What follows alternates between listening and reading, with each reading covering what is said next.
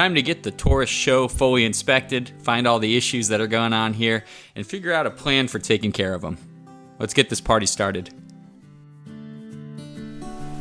In the interior, some things we need to resolve is this aftermarket tape deck here. So someone replaced the factory one with an aftermarket tape deck. That's kind of interesting. So we'll get that replaced. I've already ordered the OEM radio and I'll get that reinstalled so we go back to factory stock. As far as the gauges go, everything here works, which is a really, really good sign, except for the temp gauge. So temp gauge stays on low when you're driving. So that's an issue there. It's probably that one wire temp sensor that goes to the gauge. So we'll get that replaced. The driver's seat does have a bit of bolster wear, and we'll go ahead and hit that up, try to repair that as best we can, but overall, really good shape. Another big issue, well, not really big, it depends how you view it, but from an aesthetic standpoint, the sunroof is missing its interior trim.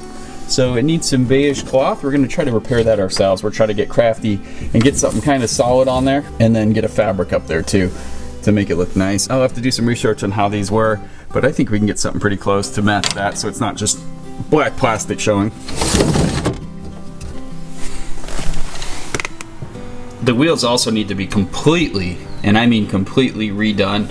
We're going to have to sand these all the way down, do our basic stuff, any kind of filler on the bigger road rash areas, and primer, paint, clear, get them nice back to silver. They are just looking not too sharp in this condition. Another few issues to address exist under the hood. So let's take a peek under here and see what we're dealing with. Problem number one and two are these hood struts. So both struts, driver and passenger side, do not work. So if I let go of the hood, of course it's going to fall back down. It's a pretty heavy hood. This is the age of steel hoods, ladies and gentlemen. No aluminum, lightweight options here. Still has the SHO under the hood. That's super cool. So get those replaced, and there it is. There's the centerpiece. Some oxidization on there and some other discoloring. So we're gonna clean that up as best as we can because this is the SHO piece. Clever. Of the engine bay, so we want to clean that up, and we're going to be under there anyway because this car is well overdue time for a timing belt water pump. So it's sat for 20 years. We're going to have to get in there and do that, and it doesn't look like it's going to be a very fun job, guys, because the engine is mounted in this direction, which pins us up against this fender. So it's going to be a tight squeeze for all the work we're going to do. All this stuff needs to come off in traditional timing belt fashion. So we'll get under there. Get that all resolved. Fantastic. That's going to be a fun job. Of course, time belt, water pump, anything else we're going to replace that looks like it's going to possibly leak over time. These spark plugs probably need a replacing, so we'll look at the condition of those, see when they were replaced last. You know, your basic tune-up stuff, air filter, all that kind of fun stuff. So we'll poke around in there, see if there's any other issues, but the car actually runs pretty good. No issues drivability-wise, except for handling. So let's talk about that a little bit. The car does pull to the driver's side just a little bit. The steering wheel actually is a little off, so I'm thinking we haven't got the car off the ground yet. My initial guess is it's control arm, possibly outer tie rods. Those tend to be major problems when your steering wheel has issues like that, and it feels different when you're going in one direction versus the other. So it might be a good opportunity to get under this car and actually do both sides. There's no sense in doing just one. The other one will fail shortly, I'm sure. So we'll do outer tie rods, take a look at everything else under there, make sure it's okay. Check the CV boots, all that kind of stuff. The brakes are a little squishy too, so we're going to take a look at that. Once we get these wheels off, we'll be able to see the condition of the rotors, pads. We'll do that full inspection and see how they're really doing. So big thing's going to be paint. I think this thing's going to need a lot of paint and body shop work. So that's going to be necessary. But why not? I mean, this is a good example. I think we're at 132,000, so not too bad on mileage, and it's just so clean. First year Taurus SHOs are becoming very collectible. Love it in this color. We can call it beige. We know it's some kind of silver, as they always try to pawn off, but this is a very popular color at the time period, and it's coming back. You know, it's the perfect sleeper. Why not get a, beige exterior, beige interior Taurus SHO and have it run great? So, hey, we got good bones to work with here, folks. So let's go ahead, start our inspection of this car, find everything else that's wrong with it, maybe stuff we haven't even identified yet, and go ahead and start part ordering, which is always a fun time. and then get those parts on and get this car back to where it should be. So we find ourselves under the hood of the SHO, starting to go through all the issues or possible issues during the inspection here. A couple good finds here. Battery's pretty new, actually really new. A little corrosion here on the ground, so I'm going to go ahead and sand that, put some black paint on there, clean that up. Missing one of the tie-down hooks on this side. This has a lot of... Yeah, that's not securing anything, is it? So we'll take that out, sand it, paint it, and also I'll find another one of those hooks. It does have the one on this side, so that's good. Another thing, power steering fluid. Something I really don't pay too much attention to, but it looked a little discolored from the outside. So I popped it open. And if you can see down in there, which you cannot, I assure you it is milk chocolate looking. So not sure if someone put stop leak in there at one time or what the story is, but we'll flush that out, put some fresh power steering fluid in there. Just some little things as we go. We're adding these to our checklist. Let's get these wheels off and check out the condition of the brakes underneath. 19 millimeter and some air.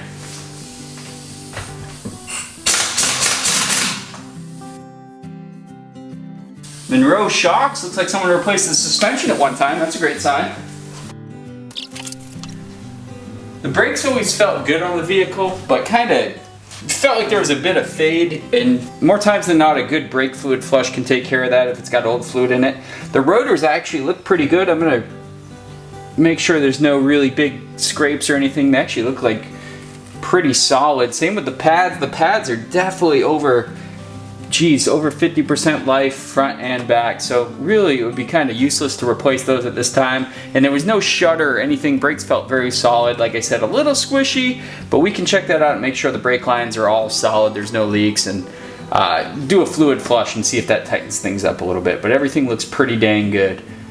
Again, Monroe shocks, I did check the front. They do have new ones, so at some point probably in the 90s, maybe early 2000s. They were replaced, no concerns about that. Awesome, one less thing to do. Another item of concern is both of the front CV axle boots are split. As you can see there, you can see all the grease coming out. That's where the split occurred. Both sides, so pretty standard stuff. I'm gonna probably pull the boot off, check it out, make sure it's in good shape. We gotta check the inner boot too. You know, I did have concerns about the tie rods, so I'm gonna check those when I get under here a little more, but definitely let's take that boot off, see if there's any kind of grime or nasty gritty stuff in there. I'm just gonna replace the axles entirely. I don't want to jeopardize, doing all that work and then finding out that, they've been compromised. So there we go, good thing to find. This is why we do inspections under the car. As you can see, this is the oil pan area. Right over here is the transmission. Transmission actually looks really dry, so nothing leaking on that side of the engine bay. Over here though, the oil pan's a different story. You can see that older kind of dry looking crud on this side, on the left side here. That's probably from years ago leaking, so you're looking for the shiny stuff, and I do see quite a bit of shiny stuff right here along the right side of the pan.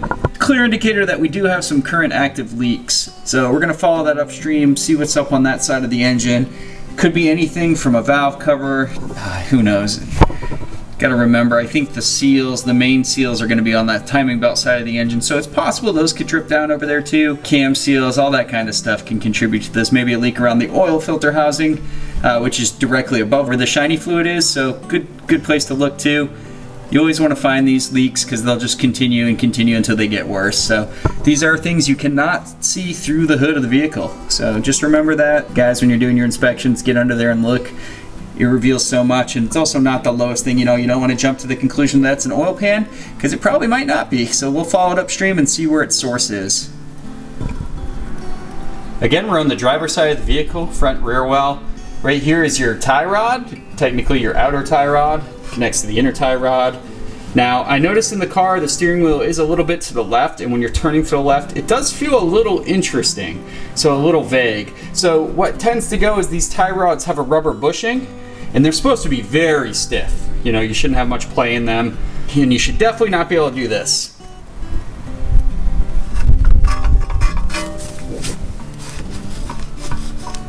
See that movement? ability to twist it with just my hand strength, yeah, that is definitely going to put a feeling through that steering rack or steering column that you're going to feel. So we, at a minimum, the other one felt really tight.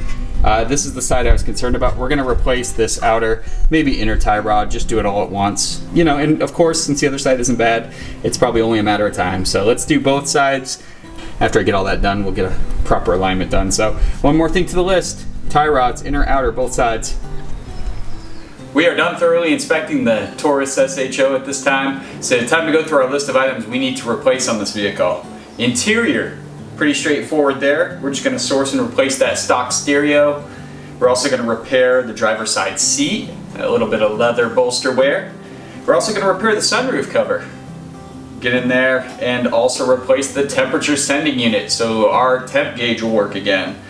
And then we'll clean and detail everything in due time. Exterior of the car, big area. Don't know how much we're actually going to do here, but we're talking paint, some surface rust repair, so a bit of work to do there. I'm going to replace the wipers. Every little bit counts, right? So mechanically, we're doing timing belt water pump on this fine vehicle. We're going to replace all the accessory belts when we're in there. They look really worn. We're going to replace all fluids. We're going to replace the air filter. We're going to probably do plugs and wires depending on the condition of them. We're also going to do the CV boots on both driver and passenger side. If those check out okay, if everything inside looks good and isn't, you know, of any concern, we're just going to move forward with the boots. If anything else, we might need to do axles. We're going to do the outer tie rods at a minimum on both driver and passenger side. And then we're going to go ahead and flush that brake fluid out. So that's it. That's our list. It is pretty big, and we always find more things as we go. Who knows? We might find the source of another leak, have to replace a seal or gasket. We'll probably do most of those when we're in there anyway, but that's our marching orders for this car. Let's get to it. Let's get this Taurus SHO, first year of this model, ready to go and looking good. Thanks again for tuning in, guys. Next week, we're going to jump into this, start taking care of these repairs, and get this car one step closer to being finished. See you next time on the Auto Obsessive Garage. Take care.